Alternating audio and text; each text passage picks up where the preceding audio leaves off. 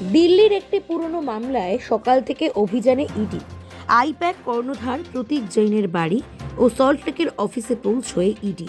এরপরেই আচমকা অফিস চত্বরের বাইরে গাড়ি রেখে পায়ে হেঁটে আইপ্যাক অফিসে ঢোকেন মমতা বন্দ্যোপাধ্যায়। 20 মিনিট আইপ্যাক অফিসে ছিলেন মুখ্যমন্ত্রী। ঢোকার সময় হাত খালি থাকলেও বেরোনোর সময় মমতা বন্দ্যোপাধ্যায়ের হাতে ছিল সবুজ folder, hard disk, laptop. IPAC কর্ণধার প্রতীক জৈনের ফোন নিয়ে বাইরে বেরোন মুখ্যমন্ত্রী। সল্টলেকের সেক্টর 5-এ আইপ্যাকের অফিসেও চলে ইডির অভিযান। সেক্টর 5-এ আইপ্যাকের অফিসে পৌঁছে যান মুখ্যমন্ত্রী।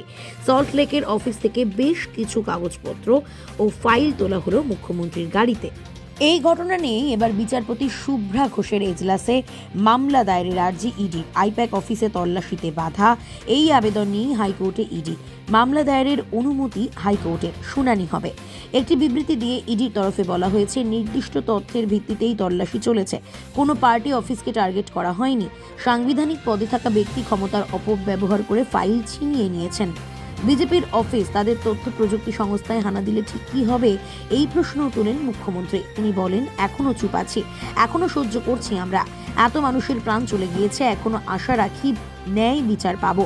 আমাদের তথ্য প্রযুক্তি দপ্তরে এসে ডেটা, দলের ডেটা, প্রার্থী তালিকা, এসআইয়ের কাজের তালিকা হাতিয়ে নিয়েছে। প্রতীকের বাড়িতেও করেছে, আমাদের আইপ্যাক অফিসেও করেছে। এটা করা যায় না। ওরা তৃণমূলের দ্বারা স্বীকৃত, আমাদের নামে কাজ করে, চুক্তি হয়েছে। প্রত্যেক তথ্য প্রযুক্তি সংস্থাই কারো না কারো হয়ে কাজ করছে। তার মানে কি যখন তখন হামলা করতে পারে, যা ইচ্ছে তথ্য নিতে পারে? এটা কি অপরাধ নয়? গণতন্ত্র, কাজ করার অধিকারের হত্যা নয় কি?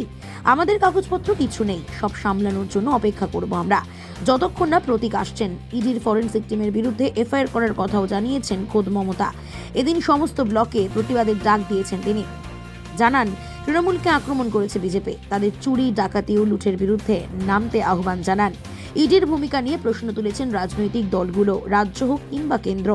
কোনো এজেন্সির তল্লাশি চলাকালীন কি কোনো ব্যক্তির, সে তিনি সাধারণ মানুষ হন কিংবা সর্বোচ্চ আসনে বসে থাকা কোনো ব্যক্তি, কারো পক্ষে বাধা দেওয়া কিংবা ভিতরে ঢোকা সম্ভব? এজেন্সি কেন তাকে আটকাবে না? এজেন্সির পক্ষে কি সেটা ভুল কাজ নয়? এই চর্চা এখন জোরালো। ব্যুরো রিপোর্ট, খবর আজকে।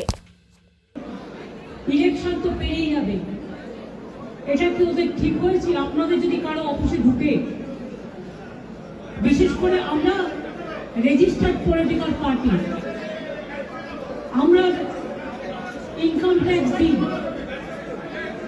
আমাদের ইলেক্টেড মেম্বার্স আছে, আমাদের অডিট হয়। যদি কোনো প্রয়োজন থাকতো ইডি, তারা ইনকাম ট্যাক্স থেকে কাগজ দিতেই পারতো। মুখ্যমন্ত্রীকে আমি চ্যালেঞ্জ করলাম, বিজেপি কেন যে কোনো লোকের বাড়িতে আপনি পাঠিয়ে দেখুন, পাঠিয়ে দেখুন, পার্থ চ্যাটার্জির কচি বান্ধবী অর্পিতার মতো 51 কোটি টাকা কারো বাড়িতে পাবে না।